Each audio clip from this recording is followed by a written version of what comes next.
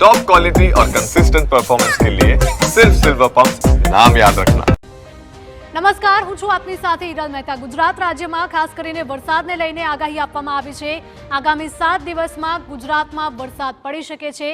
અનેક સ્થળે વરસાદની આગાહી અપાઈ છે। દક્ષિણ ગુજરાત અને સૌરાષ્ટ્રમાં ભારે વરસાદ પડી શકે છે તેવી આગાહી આપવામાં આવી। અરબ સાગરમાં લો પ્રેશર કાલે સાંજ સુધીમાં ડીપ ડિપ્રેશન બની શકે છે। દક્ષિણ ગુજરાતના જિલ્લાઓમાં પડી શકે છે ભારે વરસાદ। તો સુરત, વલસાડ, નવસારી, તાપી, દાદરા નગર હવેલી અને દમણમાં વરસાદ પડવાની શક્યતા છે। તો ગીર સોમનાથ, અમરેલી, ભાવનગર અને દીવમાં પણ ભારે વરસાદ પડી શકે। તો રાજકોટ, જામનગર અને દ્વારકામાં પણ વરસાદ પડી શકે છે।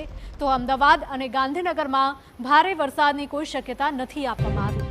આ સાથે જ અમદાવાદ અને ગાંધીનગરમાં ખાલી ગાજવીજ થઈ શકે।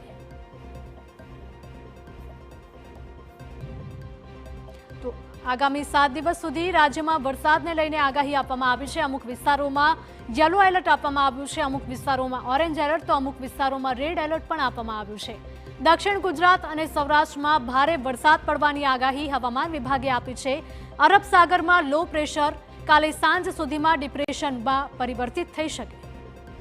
તો દક્ષિણ ગુજરાતના જિલ્લાઓમાં ભારે વરસાદ પડવાની આગાહી પણ આપવામાં આવી છે। તો સુરત, વલસાડ, નવસારી, તાપી, દાદરા નગર હવેલી અને દમણમાં વરસાદ પડી શકે છે। ગીર સોમનાથ, અમરેલી, ભાવનગર અને દીવમાં પણ વરસાદ પડવાની આગાહી છે।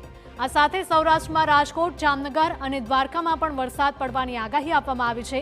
તો અમદાવાદ અને ગાંધીનગરમાં ફક્ત ગાજવીજ થઈ શકે છે, પરંતુ અહીંયા વરસાદની આગાહી નથી।